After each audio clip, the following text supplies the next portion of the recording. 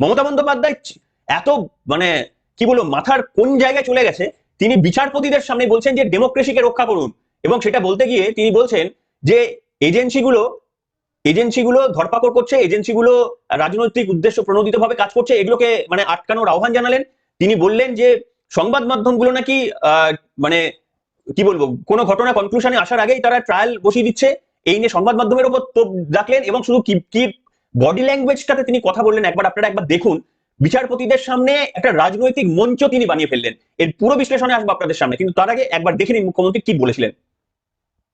And my request would be to my Chief Justice, to all the judges, that please see, our constitution must be protected from disaster.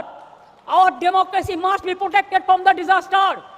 Our safety, our security, our history, our geography, our boundary, all should be protected.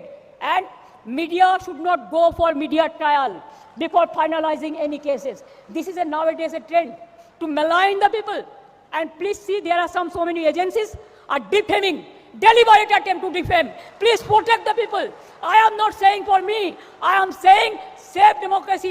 দেখলেন মুখ্যমন্ত্রী এমন একজন ব্যক্তি যিনি নবান্ন থেকে যে ভাষায় কথা বলেন, বিধান ভবন থেকে বিধানসভা থেকে এই একই ভাষায় কথা বলেন, এবং বিচারপতিদের সামনেও একই ভাষায় কথা বলেন। তিনি কোনো কিছু বাজ বিচার করেন না। তিনি যেটা মনে করেন যে তিনি একই থাকবেন, বাকি সমস্ত বিচার ব্যবস্থা থেকে সবগুলোকে চেঞ্জ করে নিতে হবে। আচ্ছা, তিনি যে অভিযোগ করলেন এজেন্সির বিরুদ্ধে, এমনকি সেখানে কেন্দ্রীয় আইনমন্ত্রী ছিলেন বিজেপির, কেন্দ্রীয় আইনমন্ত্রী সেখানে উপস্থিত ছিলেন, তা সত্ত্বেও এই সমস্ত অভিযোগগুলো তিনি করলেন। প্রথম কথা হচ্ছে এগুলোর জন্য অন্য ফোরাম রয়েছে, সব ফোরামে গিয়ে আমি সবটা করতে পারি না।